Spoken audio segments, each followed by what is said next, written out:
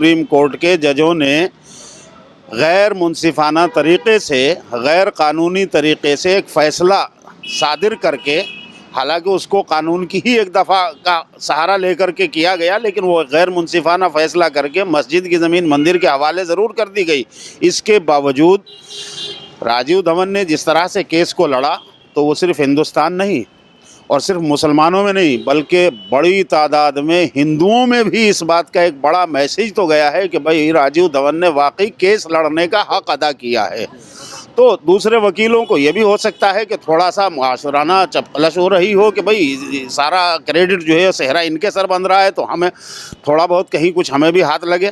तो इतने sensitive case में इस तरह के, खासतौर से एजाज मकबूल वो भी मुस्लिम हैं और पूरे हिंदुस्तान नहीं बल्कि पूरी दुनिया के मुसलमानों की इस केस के ऊपर निगाह टिकी हुई है, और हिंदुस्तान से सैकड़ों हज़ारों फ़ोन रोज़ाना मुझे आते हैं, मैसेज आते हैं, और लोग बहुत ही सेंसिटिव इस पूरे केस को लेकर हैं। लेकिन ऐसे सेंसिटिव केस में इस तरह की पॉलिटिक्स करना कहाँ तक जायज़?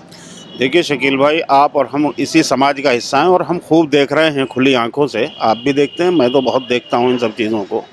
जैसे डॉक्टरों के लिए, जो सर्जन हैं, उनके लिए चीर फाड़ करना रोज़ाना का एक मामला है। मैं मरीज़ हूं, मैं जब जाता हूं मेरे लिए एक मामला बहुत सेंसिटिव होता है, मेरे परिवार के लिए होता है, लेकिन उसके लिए रोज़ाना का मामूल है। वकीलों की भी ये आदत है कि उनके तो लिए केस हैं। अब वो ठीक है, वो मुसलमान हैं, मैं उनको अच्छा आदमी समझता हूँ और मेरी शायद 2-4 मरतबा मुलाकात भी है उनकी। जब जिस ज़माने में बटला हाउस का वो वाक़या चल रहा था, वो 2-4 हमारी मीटिंगों में आए हैं। उस वक़्त जामिया नगर कोऑर्डिनेशन कमेटी की मीटिंगों में हम उन्हें बुला लिया करते थे किसी के कहने से। लेकिन उमूमन माफ़ कीजिएगा, इस मामले में हमारे तजर्बे बहुत अच्छे नहीं हैं।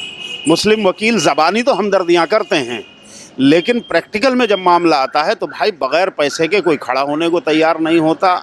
और बहुत सी चीज़ें, इस मामले में मैं नहीं इल्ज़ाम लगा रहा हूँ किसी पर कि बाबरी मस्जिद वाले मामले में भी ऐसा ही रोल रहा होगा सबका, लेकिन कहीं ना कहीं वो चीज़ें मुआशरत की निकल के तो आती है। ये भी हो सकता है फिर, चूँकि जब जमीयत उलमा के ज़िम्मेदार लोग ये बात कह रहे हैं कि साहब एजाज मकबूल, लेकिन एक चीज़ मुझे बड़ी अजीब लगी है कि मौलाना अरशद मदनी साहब का एक ऑडियो सोशल मीडिया पर आया। वो मैंने सुना, किसी साहब ने मौलाना को फ़ोन करके उनसे बात की है, तो जिस अंदाज से मौलाना ने कहा कि मैं तो जानता भी नहीं हूँ कौन राजीव धवन है, मैं तो उनसे मिला भी नहीं हूँ, ये बात कुछ मतलब अजीब सी लगती है कि इतने ज़िम्मेदार आदमी अपने केस की जान कहे जाने वाले वकील को उससे मिले भी नहीं, उसको जाने भी नहीं। तो ये बात जो है बहुत अजीब सी लगती है। मेरा ख़्याल से इस सिलसिले में मौलाना को अपने ज़रा सा रवैये पर दोबारा से नज़रसानी करनी चाहिए और फिर वजाहत भी करनी चाहिए। एक चीज़ ये भी आ रही है कि पैसों को लेकर जिस तरह से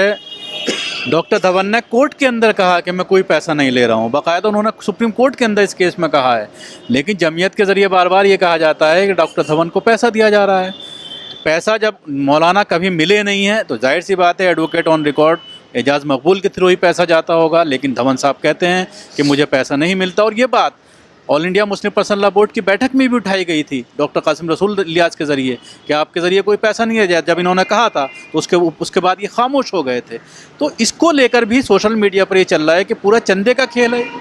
हाँ, तो इस मामले में भी देखिए, चूँकि सर्वे सर्वा जमीयत उलमा हिंद के मौलाना अरशद मदनी साहब हैं, ये जिम्मेदारी उनकी बनती है अपनी जमात के ज़िम्मेदार की हैसियत से कि वो इस पूरे मामले की तहकीक करें, अपने वकीलों से भी तहकीक करें। अगर उन्होंने पैसा दिया है तो जिन लोगों के ज़रिए भी दिया है, वकीलों के ज़रिए दिया हो या गैर वकीलों के ज़रिए दिया, जिनके ज़रिए से भी वो पैसा दिया है, अगर दिया है तो उसकी तहकीक करें। उन्होंने वो पैसा कब दिया, किसे दिया और नहीं दिया तो क्यों नहीं दिया, और यहाँ से लिया तो फिर क्यों लिया, और उनके ख़िलाफ़ जो कार्रवाई हो सकती है वो करनी चाहिए उनको, बिल्कुल जायज़ वाजिब कार्रवाई, और अपनी पोजीशन बहुत वाज़ेह करनी चाहिए। चूँकि लाखों मुज़तरिब दिल जो है वो टूटे हुए हैं इस वक्त। चूँकि ये मसला ऐसा नहीं है कि आप इसमें 2 लफ्ज़ बोल देंगे और लोग जो है, चूँकि अच्छा पिछली मरतबा आपको मालूम है कि जब मौलाना मोहन भागवत से मिले थे, उसी वक्त जो है कि इस तरह भी सी कैफियत हुई थी, और बहुत सारे आपसे भी शायद मेरी गुफ्तगू हुई थी और कई चैनलों से हुई।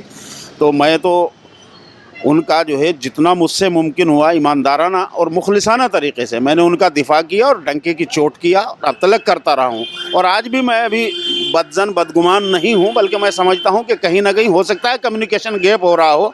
तो मौलाना को चाहिए कि वो इस मामले पर तवज्जो दें और इस मामले को बिल्कुल वाज़ेह करें, दूध का दूध और पानी का पानी करें। सोशल मीडिया पर तो ये भी बात आ रही है, अच्छा याद दिलाया आपने कि आरएसएस की मुलाकात, उसके अलावा मौलाना महमूद मदनी की प्रधानमंत्री राजनाथ सिंह से मुलाकात, इन सब चीज़ों को लेकर भी सवालात खड़े हो रहे हैं कि क्योंकि मौलाना महमूद मदनी ग्रुप के ज़रिए भी ये कहा जा रहा है कि रिव्यू में नहीं जाना चाहिए, बाकायदा उन्होंने स्टेटमेंट जारी करके कहा है।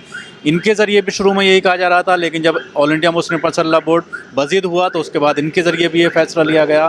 तो ये भी कहा जा रहा है कि और फिर केस पहले दाखिल करना, तो कहीं ना कहीं ये सोशल मीडिया पर ये बात चल रही है कि आरएसएस के लोगों के ज़रिए ये सब इनको इंस्ट्रक्शन दिए जा रहे हैं कि केस को कमज़ोर किया जाए। अब देखिए, ये तो मैं जब तक मेरे पास किसी